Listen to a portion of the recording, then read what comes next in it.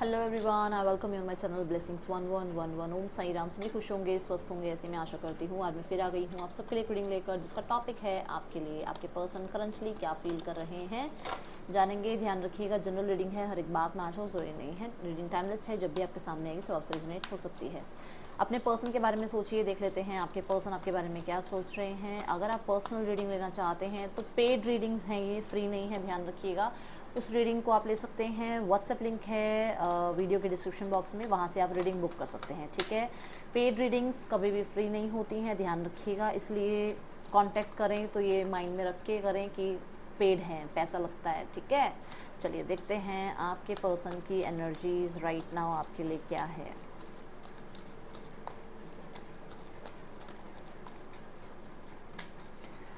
The seat, अच्छा। Second chakra, archangel Ariel and door to value. एक बात बताती हूँ, मैं ना जब रीडिंग स्टार्ट करने लगी थी तो मेरे हाथ से कार्ड्स गिर गए थे, ठीक है। और एक ही कार्ड जो रहा था अपराइट, वो ये था। और मैंने कई बार बताया अपनी रीडिंग्स में कि मुझे इस कार्ड से थोड़ा सा डर लगता है, इसकी आंखों से मुझे थोड़ा सा डर लगता है, ठीक है। और मैंने फटाफट इसको ना ऐसे फोल्ड कर दिया वापस कि मुझे ये ना दिखे, और ये कार्ड फिर आ गया। इसका मतलब ये कार्ड कुछ कहने की कोशिश कर रहा है कि आपके पर्सन किसी तरीके का कुछ छुपा रहे हैं, या मैनिपुलेट करना चाहते हैं आपको, या फिर वो कहीं ना कहीं ओवर स्मार्ट बनने की कोशिश कर रहे हैं आपके सामने। क्योंकि उनकी हालत तो ऐसी है, आप खुद देख लो कैसी हालत है, हालत उनकी ऐसी है।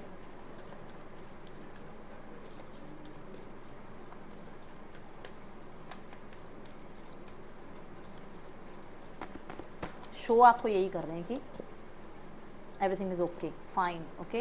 यहाँ पे ये एनर्जीज दिख रही है। लेट्स चेक यहाँ पर डिसीट की एनर्जी क्यों है यूनिवर्स।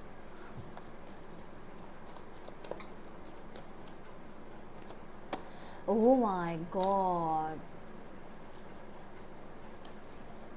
जो भी ब्लॉकेजेस हैं, जो भी प्रॉब्लम्स हैं, उनमें वो डेफिनेटली आपको यही शो करना चाहते हैं कि वो बहुत अच्छे से अपनी लाइफ में जी रहे हैं, बहुत सब कुछ अच्छा चल रहा है, सब कुछ ट्रैक पर है, उनको कोई कमी महसूस नहीं हो रही है आपकी, उनको लाइफ में कोई कमी नहीं है, उनको लोग बहुत प्यार दे रहे हैं।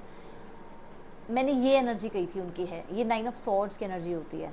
वैसे तो ये ट्रेडिशनल टैरो में देखा जाए तो 9 ऑफ सॉर्ड्स की एनर्जी है, बट ऑरेकल में इसको एंग्जाइटी का नाम दिया गया है। बट आप ये देखो ना, 9 ऑफ सॉर्ड्स की एनर्जी ऑलरेडी देख के ही मैंने बोला था कि दिखा ये रहे हैं, बट ये हालत है। बट वो तो क्लैरिफाई में भी 3 ऑफ सॉर्ड्स आ गया। अब इससे ज़्यादा यूनिवर्स आपको क्या कंफर्म करके बताएगी। पर्सनल रीडिंग ही एक हो गई एक तरह से ये तो आपकी, कि आपके पर्सन बहुत स्टक फील कर रहे हैं, बहुत ब्लॉक्ड फील कर रहे हैं आपके बिना, बहुत ज़्यादा। मैं इसे क्लैरिफाई करना चाहूँगी universe. Thank you so much. यहाँ पर हैंगमैन की एनर्जी क्यों है, देखते हैं। हैंगमैन, ओके, हैंगमैन के लिए जो आया है that is page of swords. Okay, so यहाँ पर आपके बारे में कुछ जान के इन्हें प्रॉब्लम हो रही है। हो सकता है आपके बारे में इन्हें पता चला है कि आप जब भी आपके सामने आएंगे आप इनको रिजेक्ट करोगे। आपके बारे में पता चला है कि आपकी लाइफ में कोई और आ गया है। आपके बारे में ये पता चला है कि आपने कंट्रोल कर लिया है अपनी स्थिति, जो भी स्थितियाँ हैं उनको। आपको कोई फ़र्क नहीं पड़ता है इस पर्सन के होने ना होने से, एंड ये बात किसी ने इनको बताई है। दूसरी चीज़, ये इसलिए स्टक हैं, इसलिए प्रॉब्लम में हैं, क्योंकि यहाँ पर इन्हें थर्ड पार्टी के बारे में कुछ सॉलिड पता चला है। जैसा मतलब बिल्कुल कहते हैं ना, जैसा इन्होंने किया वही सामने आ जाना, वही कर्म सामने आ जाना, ये एनर्जीज। मतलब इन्हें ऐसा लग रहा था कि ये शायद अपने लाइफ में बहुत चालाक हैं, बहुत चालाकियों से ये बच जाएंगे, बट सेम कर्मा देखने को मिल गया, और वो भी थर्ड पार्टी से। ओह वाओ,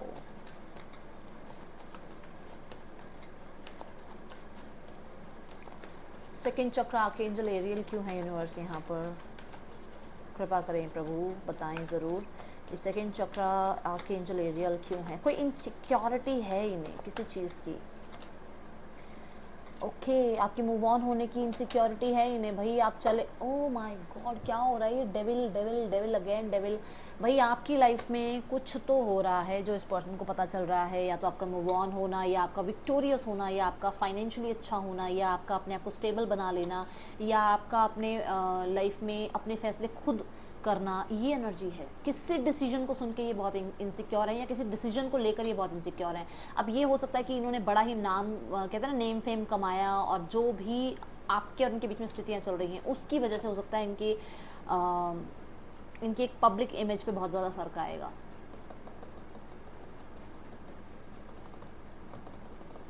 इनसिक्योरिटी, देखो मैंने पहले ही बोला, और ये भी इनसिक्योरिटी का ही कार्ड है, डर, फियर, डाउट्स, है ना, ये कार्ड है। तो डेफिनेटली इन्हें इनसिक्योरिटी है कि ये आपसे पीछे रह जाएंगे। आप इन्हें लेट गो कर सकते हो आराम से, ये इनको इनसिक्योरिटी है। आपको कंट्रोल करना आ गया है अपनी स्थितियों पे। आपके पर्सन के अंदर ये भी डर है कि यहाँ पर इनका मजाक बन जाएगा एक तरह से, जो कि मैंने पहले बोला कि पब्लिक इमेज है ये। डो टू वैल्यू, यहाँ पर द लवर्स की एनर्जी है। आज विश्वास हो रहा है कि प्यार भी कुछ होता है। आज विश्वास हो रहा है कि हाँ डेफिनेटली आपके एफर्ट्स क्यों थे, आपने इतने एफर्ट्स करे, वो क्यों करे। आज पता चल रहा है कि हाँ वो टुगेदरनेस का बॉन्ड जो था वो आपकी तरफ से क्यों था, क्योंकि आपने सच्चा प्यार किया था। शायद इस पर्सन ने बहुत मैनिपुलेट किया था, आपको प्यार नहीं किया था। बट आज पता चल रहा है कि कितने एफर्ट्स लिए जाते हैं और वो हर एफर्ट जो फेल होता है उसमें कितना पेन होता है। तो वो आज आपकी वैल्यू समझ पा रहे हैं कि आपने कितने एफर्ट्स किए थे और आपने इतने एफर्ट्स को जो फेल होते हुए देखा है, तो आपने कितना पेन सहा है, जो कि ये थर्ड पार्टी सिनेरियो में साफ साफ नज़र आ रहा है, हो रहा है इनके साथ। अब ये एनर्जी आपकी है कि आपने, आपके लिए, देखो कोई भी प्राणी जल्दी से जल्दी रिश्ते को सेपरेशन में नहीं लाता है। हर कोई अपने आप को बहुत पुश करता है कि नहीं, मुझे इस रिश्ते में चांस अभी एक इस पर्सन को देना है। हो सकता है आपने बहुत बार माफ़ किया, हो सकता है आपने बहुत बार चेज़ किया, हो सकता है आपने बहुत बार इसको चांस दिए, ठीक है ना। बट अब इन्हें समझ में आ रहा है कि आपने कितना इस रिश्ते पे काम किया, कितना होल्ड बैक, मतलब होल्ड किया इस रिश्ते को, कितना ज़्यादा आपने इस रिश्ते को गार्ड करने की कोशिश करी, कितना समय तक आप लिटरली, मैं जो बताऊँ, मतलब आप डटे रहे कि नहीं मैं गिव अप नहीं करूँगी, नहीं मैं गिव अप नहीं करूँगा, मुझे रिश्ता नहीं ख़त्म करना है यार, मुझे इस रिश्ते में रहना है। बट अब जब इस पर्सन के साथ आप नहीं हो, जब आपने बाउंड्रीज क्रिएट कर ली, जब आपने लाइफ में किसी और को चूज़ कर लिया, देन ये पर्सन को पेन हो रहा है। अब इस पर्सन को समझ में आ रहा है कि आप क्या थे इस पर्सन के लिए। एंड क्लियरली यहाँ पर दिख रहा है जो इंटरनल लेवल की जो एनर्जी है वो एंग्जाइटी है। इतने ज़्यादा एंग्जाइटी में है ये पर्सन, इतने ज़्यादा, मतलब स्लीपलेस नाइट्स हैं इनकी, ये रातों को सो नहीं पाते हैं, डर जाते हैं, और स्पेशली डरते हैं आपको खोने से, डरते हैं कि आप मूव ऑन हो रहे हो। कहीं ना कहीं चिल्ला चिल्ला के रोने का बहुत मन है, बट वो रोना भी मैं देख रही हूँ छुप छुप के रोते भी होंगे ज़रूर, कि किसी को, मतलब किसी को पता ना लगे कि हाँ ये रो रहे हैं। सी, ठीक है, किसी को पता ना लगे कि ये रो रहे हैं। ये लोगों के सामने अपने आप को वही शो करते हैं जो ये हैं भी नहीं। एक तरह से ये लोगों के सामने ऐसे बने रहते हैं, स्ट्रेंथ, करेजियस, ठीक है, ईगो, और आप ये भी कह सकते हो कि अपनी तरफ से ये शो करना कि I can hold back. But ये है हालत, और ये सच्चाई आज पता चल रही है। देखो डेविल अभी भी नहीं गया कार्ड। आज ये सच्चाई पता चल रही है कि हाँ ये आपके बिना नहीं रह सकते हैं, हाँ इनको आपके बिना प्रॉब्लम होती है।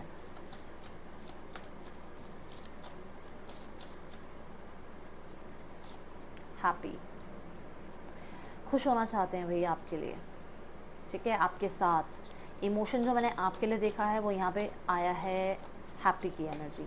तो यहाँ पर ये किसी बात को लेकर यहाँ पर मुझे नज़र आ रहा है कि खुश हैं। देखते हैं क्या है। ओह, आपको याद करके खुश होते हैं।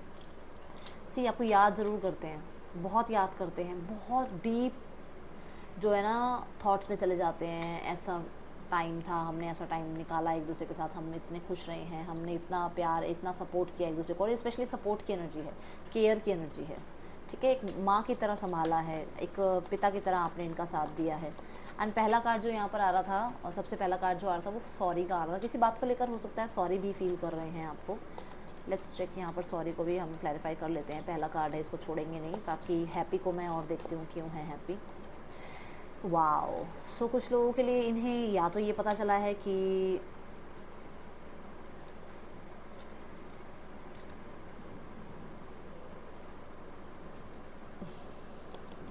आप इस रिश्ते में इन्वेस्ट करना चाहते हो, ठीक है, कुछ लोगों के लिए।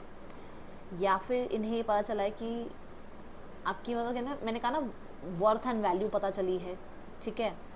और या फिर मुझे यहाँ पर नज़र आ रहा है कि फाइनली आप लोग मिलने वाले हो एक दूसरे के साथ, जैसे इन्हें कुछ ऐसा, क्योंकि मून की एनर्जी आई थी, इंट्यूशन की एनर्जी आई थी, हो सकता है फाइनली इन्हें लग रहा है कि इन्वेस्ट कर सकते हैं इस रिश्ते में। एंड माइनर कुछ लोगों के लिए हो सकता है आप प्रेग्नेंट हो और इन्हें पता ही नहीं था। अगर आप फीमेल हो तो लेना इस, भाई मेल मत कहना मैम हम कहाँ से, ऐसे नहीं, मतलब कहने का मतलब कि फीमेल्स जो भी देख रही हैं, या तो आप प्रेग्नेंट हो और ये आपके लिए बहुत हैप्पी हैं, बहुत खुश हैं, चाहे ये किसी भी वे में है। अगर आप मान लो मैरिड हो और किसी अदर पर्सन से भी आप मैरिड हो और आप प्रेग्नेंट हो और ये आपको देख पाते हैं, तो वो खुश हैं आपके लिए, ठीक है।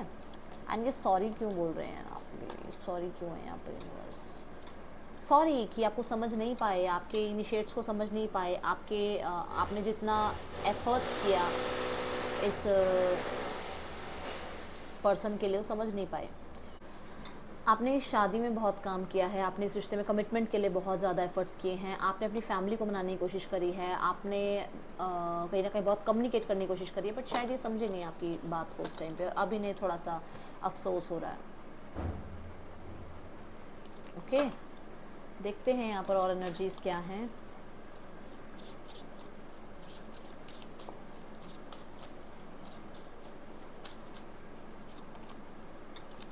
Third party, there were other things that got in the way of us being together. तो कुछ ना कुछ तो था, देखो थर्ड पार्टी सिनेरियो था जिसकी वजह से आप लोग एक साथ नहीं आए। कुछ लोगों के लिए ये मैरिड थे, कुछ लोगों के लिए आप मैरिड थे, कुछ लोगों के लिए यहाँ पर डेफिनेटली हो सकता है इनकी लाइफ में इनकी फैमिली थी, ठीक है ना, जिन्होंने आपको एक्सेप्ट नहीं किया था। हो सकता है अब एक्सेप्ट करने के लिए मनाने की भी कोशिश कर रहे हों। ओके, अनएक्सपेक्टेड आउटकम, इन्हें नहीं लगता था कि ऐसा भी कभी हो जाएगा, इन्हें लग रहा था कि सब कुछ ठीक जाएगा, इन्हें नहीं लग रहा था कि आप कभी भी अलग हो जाओगे, कभी भी सेपरेट हो जाओगे। इनके अकॉर्डिंग प्लान चला ही नहीं, इन्हें लगा था कि आप इनके हमेशा इनके पास रहोगे, हमेशा इनके लिए अवेलेबल रहोगे, बट ऐसा हुआ नहीं। रिग्रेट्स हैं अब, I wish this never happened. अब इन्हें रिग्रेट्स है ना कि वो चीज़ें उस टाइम पे समझे नहीं, इन्होंने उस टाइम पे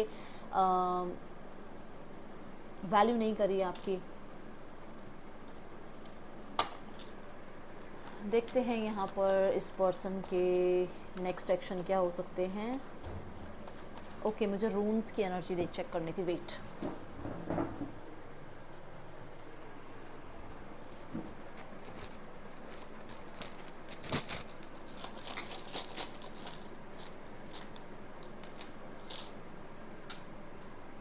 ओके, क्लियरली नज़र आ रहा है कि डेफिनेटली यहाँ पर ना आपके पर्सन किसी न किसी तरीके से ना थोड़ा से एंक्शस हुए हुए हैं। ओके, एंड क्लियरली यहाँ पर ये है कि ये ट्रांसफॉर्मेशन का समय है जिसमें कहीं ना कहीं आप दोनों को थोड़े बहुत कॉम्प्रोमाइज़ करने पड़ सकते हैं, और ये चाहते हैं कि आप कॉम्प्रोमाइज़ करें एंड तभी आप लोगों के जो है यूनियन होगा, या तभी आप लोग एक साथ आ सकते हैं। यहाँ पर किसी की मदर की तरफ से भी हो सकता है कि ये चीज़ें हैं कि आप जब तक कॉम्प्रोमाइज़ नहीं करेंगे चीज़ें ठीक नहीं होंगी, और ये अभी राइट नाउ में आपको यही यहाँ पर जो है डिस्क्लोज़ कर रहे हैं कि इनकी मदर की तरफ से थोड़ा सा कॉम्प्रोमाइज़ हो जाए या आपकी तरफ से थोड़ा कॉम्प्रोमाइज़ हो जाए तो चीज़ें सही हो सकती हैं। Ace of wand, the judgement and the knight of swords. मुझे ऐसा क्यों लग रहा है, मैंने सेम स्प्रेड देखा है कहीं, मतलब देखा है कहीं इन द सेंस से एक या दिन पहले भी ये स्प्रेड आया है नेक्स्ट सेक्शन में। भाई अगले 7 घंटों में बात हो रही है, अगले 7 आवर्स में बात हो रही है, अगले 7 डेज़ में बात हो रही है। 7 आवर्स टू 7 डेज़ कॉन्टैक्ट आ सकता है, ये दोनों कार्ड्स बोल रहे हैं 7 आवर्स टू 7 डेज़ में आपकी बातचीत हो सकती है। और बस थोड़ा सा अपनी टोन को या सामने वाले की टोन को शांत रखने की कोशिश करना, ठीक है, यही हो सकता है मैं यहाँ पर जो देख पा रही हूँ। कुछ लोगों के लिए अगले 7 घंटों में बातचीत हो जाएगी और मुझे फिर कमेंट बॉक्स में आके ज़रूर बताना, ठीक है। अब हम देखते हैं थर्ड पार्टी सिनेरियो में क्या चल रहा है, आपके पर्सन और थर्ड पार्टी के बीच रिश्ता कैसा चल रहा है। 8 of cups, S of cups, okay okay okay. 8 of cups की एनर्जी बता रही है आपके पर्सन डिटैच हो रहे हैं थर्ड पार्टी से। क्यों हो रहे हैं डिटैच, या फिर थर्ड पार्टी डिटैच हो रही है आपके पर्सन से। देखो थर्ड पार्टी हो रही है, शायद हो सकता है किसी बात को लेकर जिद है। यहाँ पे ये क्यों आया है यूनिवर्स, प्लीज़ गाइड कर। ओके, मैंने कार्ड्स गलत लिए हैं।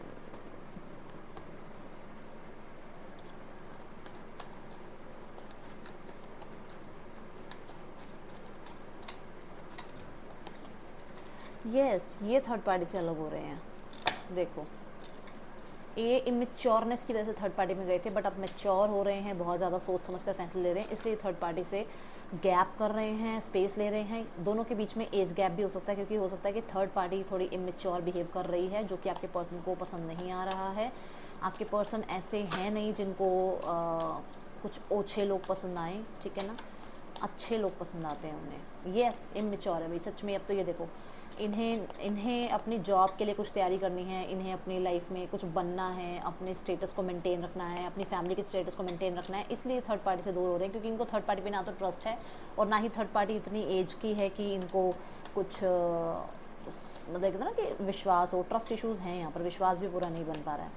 एस ऑफ कप्स की एनर्जी क्यों है यूनिवर्स यहाँ पर? एस ऑफ कप्स ये है कि ये अब आगे बढ़ रहे हैं समय के साथ, ये अपनी लाइफ में जस्टिस चाहते हैं, ये अपनी लाइफ में अपने लिए स्टैंड ले रहे हैं, अपने लिए फाइट बैक कर रहे हैं, विच मीन्स कि ये समय के साथ कहीं ना कहीं आगे चलना चाहते हैं अपनी लाइफ में। आप कह सकते हो कि या तो न्यू बिगनिंग्स चाह रहे हैं, ठीक है ना, एंड न्यू बिगनिंग्स भी वहाँ पर कुछ लोगों के लिए जहाँ पर ये मैरिड हैं, कुछ लोगों के लिए ये पुराना समय वापस चाहते हैं। मतलब अगर पास्ट में आप इनके साथ थे तो ये आपके साथ आना चाहते हैं, पास्ट में आप इनसे मैरिड हो और आपके साथ रहते थे ये, तो आपकी तरफ वापस आना चाहते हैं। दूसरी चीज़ कि इनको ये लगता है कि अगर ये थर्ड पार्टी को प्रपोज करते हैं तो कर्मा इन्हें हिट ज़रूर करेगा, इसलिए ये अभी राइट नाउ में थोड़ा सा अपने आप को, मैंने कहा ना फाइट की एनर्जी है, तो यहाँ पर वो फाइट की एनर्जी यहाँ भी नज़र आ रही है कि थोड़ा फाइट कर रहे हैं कि ये अभी थोड़ा इमोशनल ना हो। ऊपरी तौर पे चाहे जितने भी इमोशनल होकर दिखाते हो, पर अंदर से ये इमोशनल नहीं होते हैं थर्ड पार्टी को लेकर, थोड़े से कंफ्यूज रहते हैं। ये ज़्यादातर चीज़ें समय पर छोड़ रहे हैं, और जस्टिस की एनर्जी जो है वो ये बता रही है कि आपके person, sorry for the noise,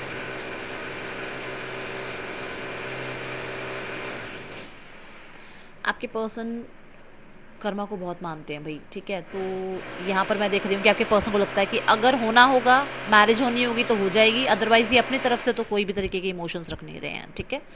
अब हम जाएंगे फैमिली सिनारियो में, देखते हैं फैमिली में क्या चल रहा है।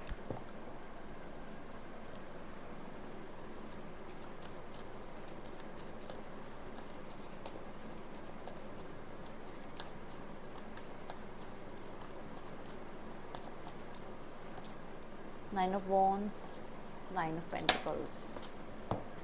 देखो भाई, फैमिली तो चाह रही है कि ठीक हो जाए सब कुछ आप लोगों के बीच में, बट कहीं ना कहीं उन्हें लगता है कि उन्हें भी बहुत ज़्यादा परेशानियां उठानी पड़ी हैं इस रिश्ते को लेकर, ठीक है। तो फैमिली तो देखो चाहती है भाई कि चीज़ें ठीक हो जाएं, सक्सेसफुल हो जाएं। अभी तक अगर उन्हें था ना कि वो बहुत ढीठ बने हुए थे कि उनको तो कुछ एक्शन नहीं लेना, वो अब एक्शन ले सकते हैं, गिव अप नहीं कर रहे हैं पर वो, ठीक है ना, चीज़ों को सुधारने के लिए गिव अप नहीं कर रहे हैं। Nine of pentacle, ten of swords. अगर आपके पार्टनर की फैमिली ऐसे थी कि जिन्हें सिर्फ पैसा प्यारा था, या आपके पार्टनर की फैमिली में कोई इंसान था जिसको सिर्फ ये था कि मेरी ही अकॉर्डिंग चीज़ें चलें, या फिर आपके पार्टनर की फैमिली में किसी के अप्रूवल का वेट था, या फिर आपके पार्टनर की ही एनर्जी थी कि मुझे तो नॉन कमिटल रहना है, मुझे तो कमिटमेंट में बनना ही नहीं है, तो वो सब कुछ अब एंड हो रहा है, और जो भी पीड़ाएं हैं वो ख़त्म हो रही हैं। यहाँ पर बैलेंस की एनर्जी ज़रूर आएगी, और मैं ये देख रही हूँ कि कहीं ना कहीं आपके साथ कनेक्ट होने के बाद आपके और आपके पर्सन की दोनों की लाइफ बैलेंस हो जाएगी, और मुझे यहाँ पर फाइनेंशियल ग्रोथ भी नज़र आ रही है नियर फ्यूचर में, ठीक है। तो जो भी अभी तक प्रॉब्लम्स रही हैं वो ख़त्म हो जाएंगी। ये है आप लोगों के लिए रीडिंग, ये आपको नवंबर तक देखने को मिल सकता है, अदरवाइज़ मार्च से अप्रैल के बीच में ये आपको सिचुएशन देखने को मिलेगी, ठीक है। ये है रीडिंग, आप सबके लिए अच्छी लगी हो तो लाइक कीजिएगा। Thank you so much. Om Sai Ram.